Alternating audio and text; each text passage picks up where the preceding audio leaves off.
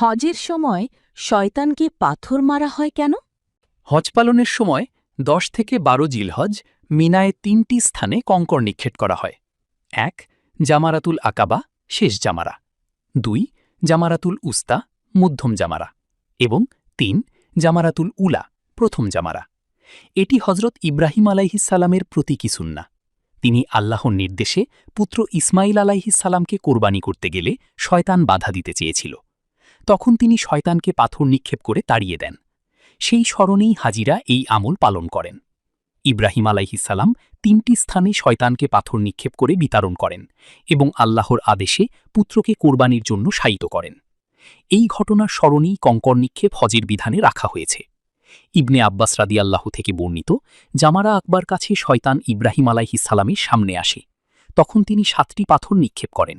তখন জমিনে মিশে যায়। এরপর দ্বিতীয় জামারায় গেলে ইব্রাহিম আলাইহিসসালাম আবার ৭টি পাথর নিক্ষেপ করেন। সেখানেও সে বিলীন হয়ে যায়। পরে তৃতীয় জামারায় গেলে তিনি আবার ৭টি পাথর নিক্ষেপ করেন এবং সেখানেও সে মিশে যায়। ইবনে আব্বাস রাদিয়াল্লাহু বলেন, তোমরা শয়তানকে পাথর নিক্ষেপ করো, কারণ তোমরা ইব্রাহিম আলাইহিসসালামের রীতি অনুসরণ করছ। সহিহ আত-তারগিব ১১৫৬